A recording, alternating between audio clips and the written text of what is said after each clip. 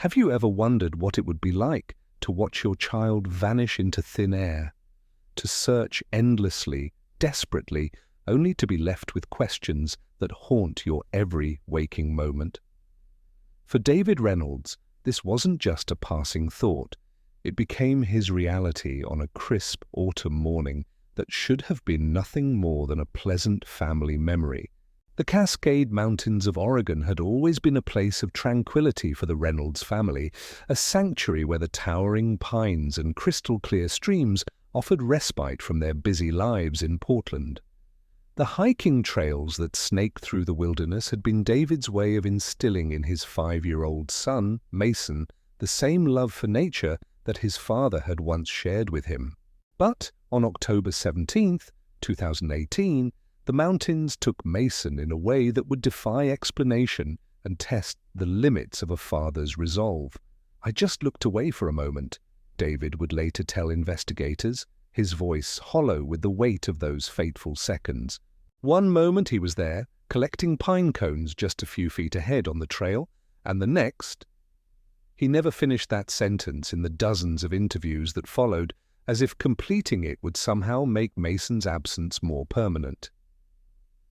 The day had begun like any other family excursion: breakfast at their rented cabin, careful packing of supplies, a review of the trail map. Mason had been particularly excited that morning, bouncing around the cabin with the boundless energy that had always characterized him. "Can we go see the big waterfall today, Dad?" he had asked, his hazel eyes wide with anticipation. Emma had opted to stay behind with their infant daughter, Lily, who was battling a slight cold.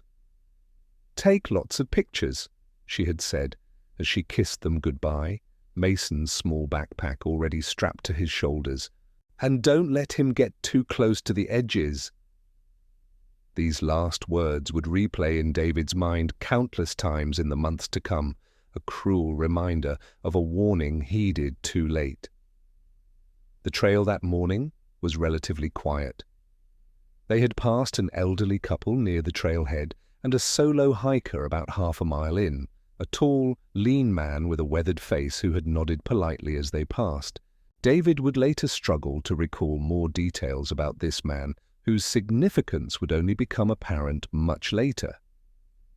The hike had been perfect, Mason pointing out interesting rocks and insects, asking endless questions about the trees and wildlife.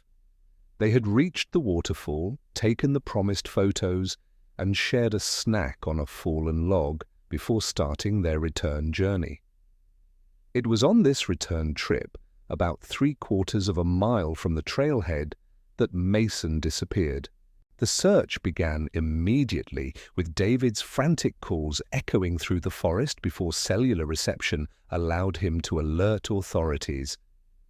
Emma's first indication that something was wrong came when she glanced at her watch and realized David and Mason should have returned hours ago. When her calls to David's cell phone went straight to voicemail, a knot of anxiety began to form in her stomach. Then came the knock at the cabin door. Not David and Mason returning, but 2 uniformed park rangers with grave expressions. Within hours, the serene wilderness became a hive of activity: search and rescue teams with their highly trained dogs, volunteers from nearby communities, helicopters thundering overhead, their spotlights cutting through the dense canopy as daylight faded. For 7 days, the search continued unabated, expanding to cover miles of rugged terrain. The weather held mercifully, but each passing hour diminished the already slim chances of finding a 5-year-old boy alive in the wilderness. Authorities searched every cave, every ravine, every inch of the mountain that could be accessed.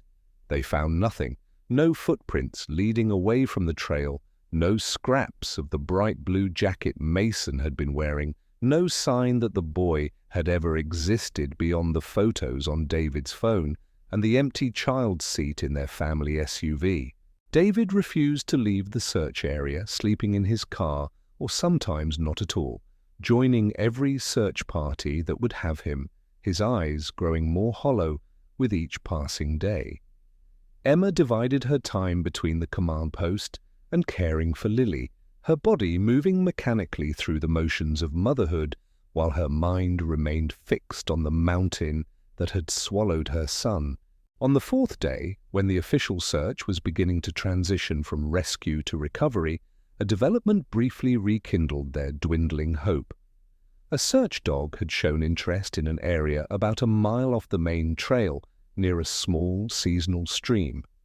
Investigators found a single blue thread caught on a thorny bush that Emma identified as potentially matching Mason's jacket. The area was combed meticulously, foot by foot, but yielded nothing more. By the end of the week, the search command post was dismantled, though smaller teams continued to go out daily. The case captivated the nation for weeks.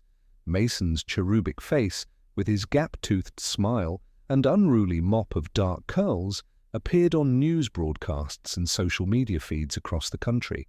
Theories abounded. Had he been taken by someone using the remote trail as a hunting ground? Had he wandered off and fallen into one of the area's numerous steep ravines? Or was it possible, as some of the more sensationalist outlets suggested, that his own father was somehow involved? This last suggestion nearly destroyed David, coming as it did when his grief was still raw and his hope beginning to flicker like a candle in the wind. The accusation first appeared on a true crime forum, where amateur sleuths dissected every aspect of the case with misplaced confidence. "Father's story doesn't add up," wrote one poster who claimed to have hiking experience in the area. "No way a kid vanishes that completely without foul play. And who's always the first suspect in cases like this? The last person to see the victim alive." The theory was picked up by a fringe YouTube channel, then a podcast, and eventually made its way to a daytime talk show where a panel of experts debated the plausibility of David's account. The police quickly issued a statement affirming that David was not a suspect and had cooperated fully with the investigation, but the damage was done. A shadow of suspicion now hung over him, adding a cruel new dimension to his suffering. Emma never doubted her husband, not for a moment. "I know you," she told him one night as they sat on the porch of their cabin, the same mountains that had taken their son looming dark against the star-filled sky. "I know your heart. You would die before letting anything happen to Mason." Her certainty was a lifeline in his darkest moments, though it couldn't fully counter the sideways glances from strangers who recognized him from the news. The investigation continued, but as weeks turned to months with no new leads, the case gradually faded from headlines. For the Reynolds family, however, there was no moving on, no return to normalcy. Their lives had been cleaved into two distinct parts, before Mason disappeared and after. Emma threw herself into caring for Lily with an almost obsessive protectiveness that would eventually drive a wedge between her and David. David, meanwhile, could not let go. He took a leave of absence from his job as an environmental engineer, using his savings to fund his own continued searches of the mountain. He consulted psychics, wilderness experts, even a retired FBI profiler specializing in child abductions. He maintained a blog detailing every new theory, every potential lead, every dead end. He returned to the trail where Mason vanished on the 17th of every month, sometimes alone, sometimes with a handful of dedicated volunteers who still believed the mountain might eventually give up its secrets. The toll on their marriage was inevitable. Arguments erupted over small things, dishes left unwashed, appointments forgotten, but were really about the larger fractures in their shared life. Emma began to speak of healing and moving forward, words that felt like betrayal to David, who interpreted them as abandoning hope. "He's still out there," he insisted, during one particularly heated exchange, 6 months after the disappearance. "How can you just give up on him?" Emma's response was measured but firm. "I haven't given up on Mason. I've accepted that wishing won't bring him back to us. and that Lily needs parents who are present, not lost in their grief. She didn't voice her deepest fear that David's obsession was becoming unhealthy, that his monthly pilgrimages to the mountain were preventing him from processing his grief rather than helping him find closure. As the first anniversary of Mason's disappearance approached, Emma finally delivered the ultimatum that had been building for months. David needed to find a way to move forward, for Lily's sake, if not his own. The alternative was watching his family disintegrate completely. With reluctance, David agreed to see a grief counselor, to return to work part-time, to be more present for his daughter. But he never stopped searching, never stopped believing that someday he would understand what happened to his son on that autumn morning. 2 years passed. The Reynolds marriage survived, though it bore the scars of their shared trauma. David's monthly pilgrimages to the mountain continued, but they became more ritual than genuine search efforts. The authorities had long since classified Mason's case as cold, though they assured the family it would never be closed. Emma gave birth to another child, a son they named James, whose existence brought both joy and complicated grief to their home. Life, as it somehow always does, went on. The birth of James in the spring of 2021 brought light back into their home, his infant gurgles, and later his tentative first steps, filling spaces that had been silent for too long. But his resemblance to Mason, the same dark curls, the same dimple when he smiled, sometimes caught David or Emma off guard, sending them momentarily back to the rawness of their loss. They were careful never to treat James as a replacement, keeping photos of Mason prominently displayed throughout their home and speaking of him often to both children. Lily, now 4, had no conscious memories of her brother, but had absorbed his significance through her parents' ongoing grief. She sometimes spoke of Mason as if he were an invisible friend, telling her parents that he was watching over her, or that he said hello. Then, on an unseasonably warm day in March 2022, nearly 3.5 years after Mason vanished, David's phone rang. It was Sergeant Patel, the officer who had led the initial investigation. "There's been a development," she said, her professional demeanor masking whether this news was good or devastating. "A group of climbers found something on the north face of the mountain. I think you should come down to the station." David's heart seemed to stop, then resume at double speed. He called Emma immediately, his voice tight with controlled emotion. "They found something. I don't know what yet. I'm heading to the station now." The items recovered by the climbers who had been scaling a rarely attempted route on a sheer cliff face nearly 2 miles from where Mason had disappeared sent shockwaves through the investigation. A child's shoe, a distinctive blue and orange hiking boot that Emma immediately identified as Mason's from the photos, was wedged in a narrow crevice approximately 200 feet up the cliff. Nearby, caught on an outcropping of rock, was a tattered piece of blue fabric that matched the description of Mason's jacket. The location defied logical explanation. The cliff face was nearly vertical, inaccessible without proper climbing equipment, even for an experienced adult. How could a 5-year-old boy have possibly reached this spot? And why had these items remained undiscovered during the exhaustive searches that followed his disappearance? "This doesn't make sense," David said, his voice barely above a whisper. "He couldn't have climbed that cliff. It's impossible." Sergeant Patel nodded, her professional composure momentarily slipping to reveal her own confusion. "That's what makes this discovery so significant. It rules out the possibility that Mason simply wandered off and got lost. Someone took him to that location, or at least took his belongings there." The discovery ignited a new investigation. The area at the base of the cliff was combed for additional evidence, and teams of professional climbers were brought in to thoroughly search the cliff face itself. David, who had taken up rock climbing in the years since Mason's disappearance as a way to access more remote areas in his searches, insisted on joining them despite the objections of both Emma and the authorities.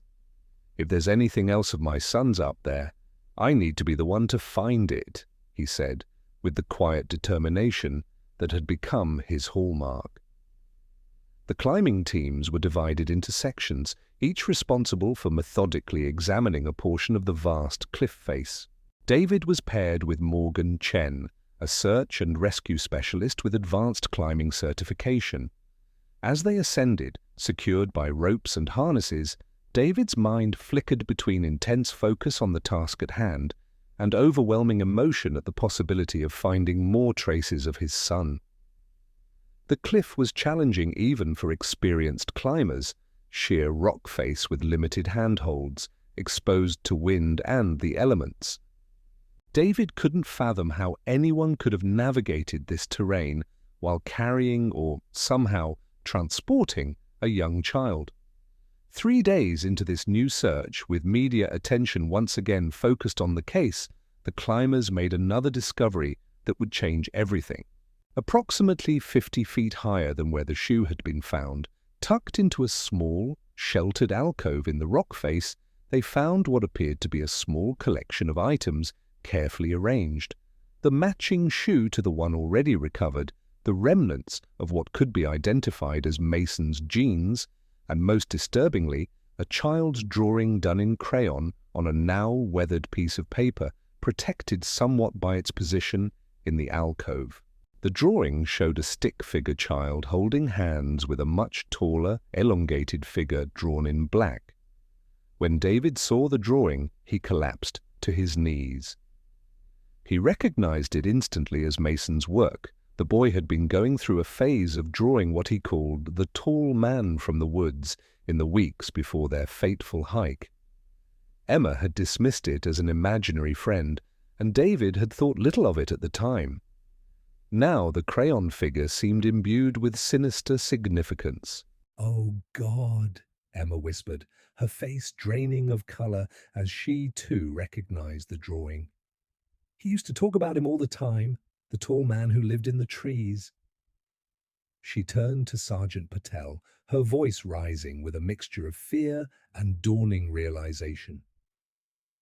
"We thought it was just an imaginary friend, something he made up." Kids do that, right? But what if it was real? What if someone was watching him, approaching him when we weren't looking?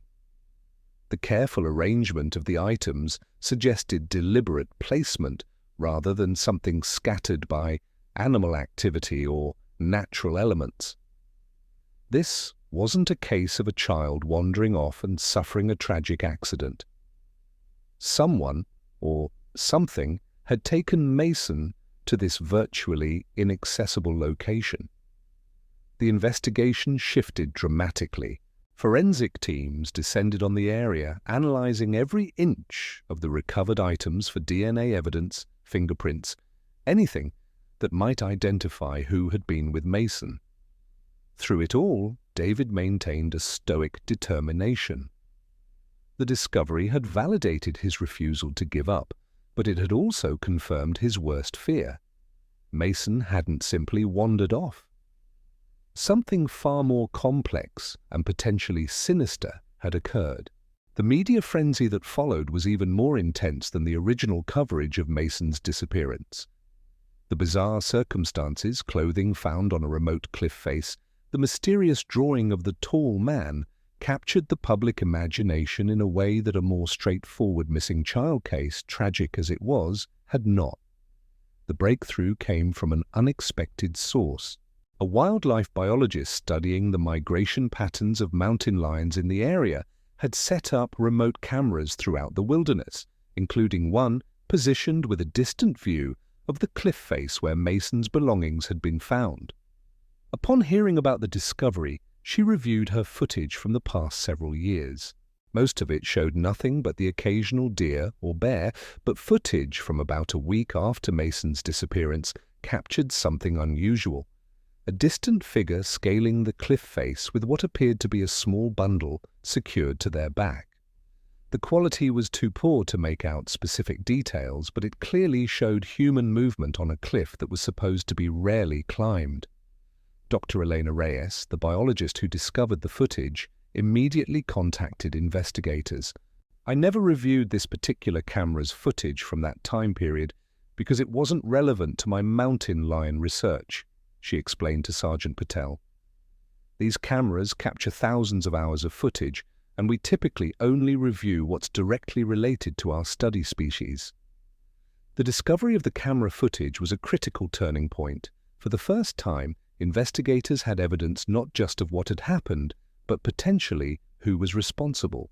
Further analysis revealed the climber was using advanced techniques and specialty equipment, suggesting someone with considerable skill and experience. The bundle on the climber's back was consistent with the size of a small child. This revelation shifted the investigation toward the tight-knit climbing community that frequented the more challenging routes in the Cascade Range. Authorities began interviewing local climbing clubs, outdoor equipment store employees, and guides who operated in the area. They cross-referenced this information with sex offender registries and missing persons cases involving children from across the Pacific Northwest. Then came another shocking development. A member of a local climbing club contacted investigators after seeing the enhanced images released to the public. He believed he recognized the climbing technique and some of the distinctive equipment as belonging to a former member of their group, a man named Victor Blackwood, who had been ostracized from the climbing community about 5 years earlier after exhibiting increasingly erratic and concerning behavior. Blackwood, the man explained, had been a highly skilled climber but had become obsessed with local indigenous legends, particularly those involving mountain spirits that were said to collect children. He had disappeared from the area shortly after Mason went missing, telling acquaintances he was moving to Alaska to pursue more challenging climbs.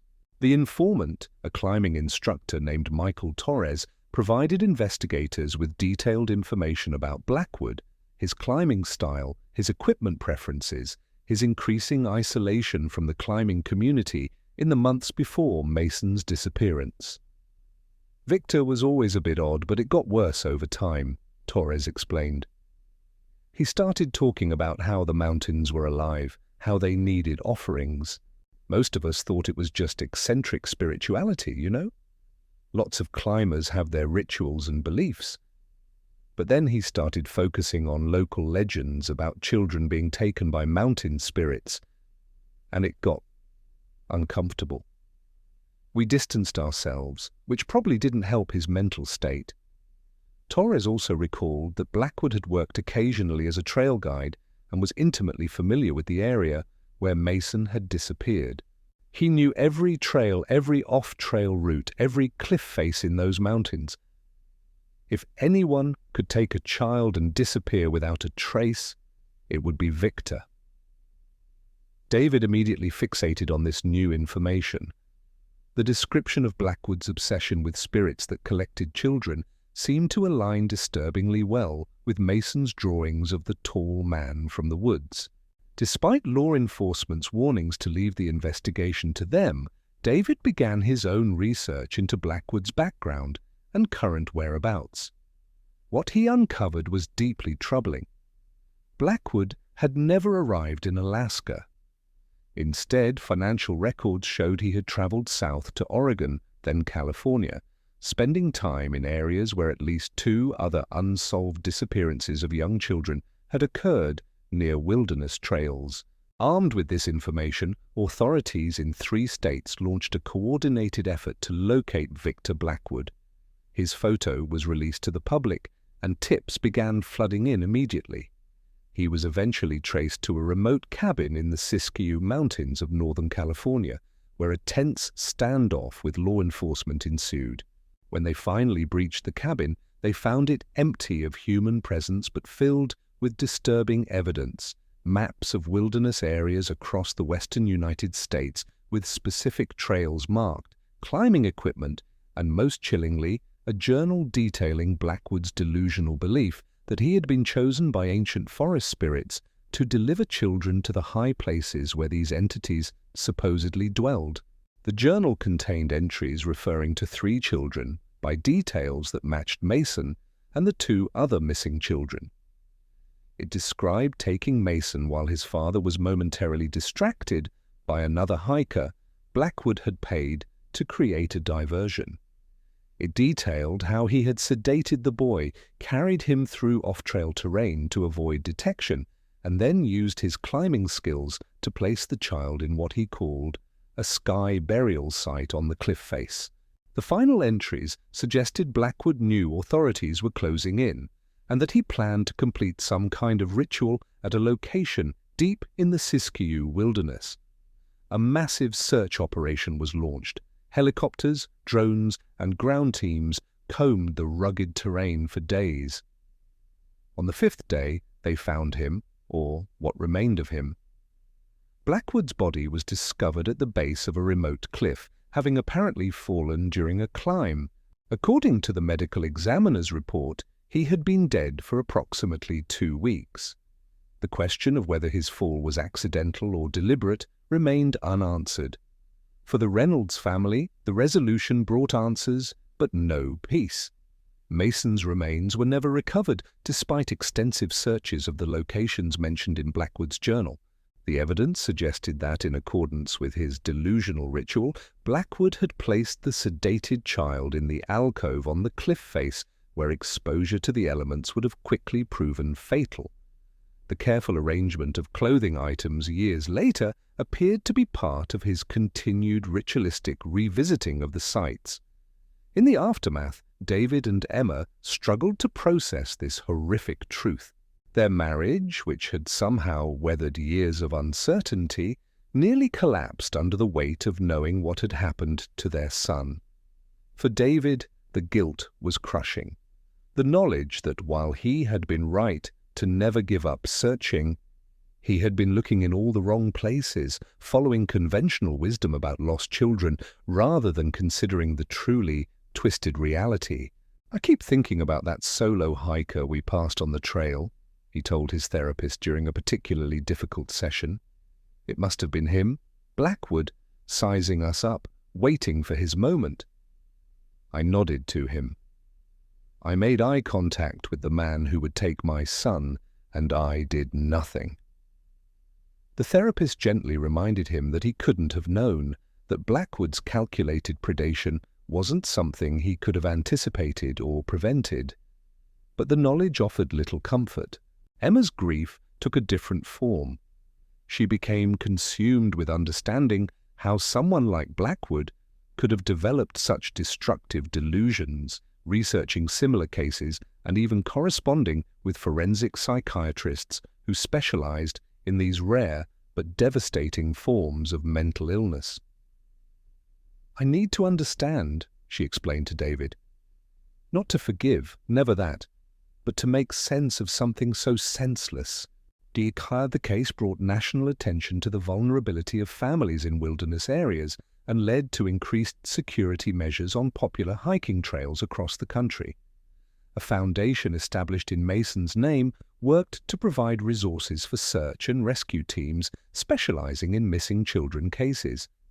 The foundation also developed educational programs for parents and children about wilderness safety, emphasizing the importance of vigilance without instilling undue fear. 4 years after that autumn day when Mason vanished, the Reynolds family held a memorial service on the mountain. Not a funeral. Emma insisted they couldn't truly lay their son to rest without his remains, but a gathering to honor his memory and acknowledge what they now knew of his fate. David, Emma, now 7-year-old Lily, and 3-year-old James made the hike together, accompanied by many of the volunteers who had helped search for Mason over the years. At a viewpoint overlooking the cliff where Mason's belongings had been found, they shared stories, planted a small tree, and released biodegradable lanterns into the evening sky. The hardest part, David told a documentary crew who had followed the case and attended the memorial with the family's permission, isn't knowing what happened. It's understanding that while we were down here living our lives, grieving, searching in all the wrong places, Mason was up there all along, just beyond our reach. Emma, who had rarely spoken publicly about the case, finally shared her perspective. "We wanted to believe he was still out there somewhere, maybe alive, maybe being cared for by someone else. The truth is so much harder, that he was here on this mountain the whole time, that he died alone in that cold, high place, while this monster played out his delusion. No parent should ever have to face what we've faced, but at least now we know. At least now we can try to move forward with the truth, however painful it is." In the years that followed, the Reynolds family found ways to honor Mason's memory while building a life that included joy as well as sorrow. Lily grew into a thoughtful young girl who often spoke of the brother she barely remembered, but whose story had shaped her life in profound ways. James, who had never known Mason except through stories and photographs, nonetheless developed a sense of connection to his older brother, sometimes asking to visit Mason's tree on the mountain. David and Emma became advocates for wilderness safety and child protection measures, working with legislators to implement what became known as Mason's Protocol, a standardized rapid response system for children who go missing in national parks and wilderness areas. As for the tall man from the woods in Mason's drawings, whether it was a coincidental imaginary friend that somehow aligned with Blackwood's eventual actions, or whether Blackwood had been watching and possibly even interacting with Mason before the abduction, that remains one of the many questions that will likely never be fully answered. What is certain is that a chance discovery by climbers on a rarely used route finally brought truth to a family that had been searching for 4 long years, and exposed a predator who might otherwise have continued his delusional mission. The wilderness, with its vast expanses and unforgiving terrain, eventually revealed its secret, not in time to save Mason Reynolds, but perhaps in time to prevent other families from experiencing the same devastating loss. If you're hiking with your family today, remember the Reynolds family's story. Remember that even in the most beautiful places, vigilance is essential. And if you see a child drawing a tall, dark figure from the woods, perhaps pay closer attention than David and Emma were able to before their world changed forever on that autumn trail.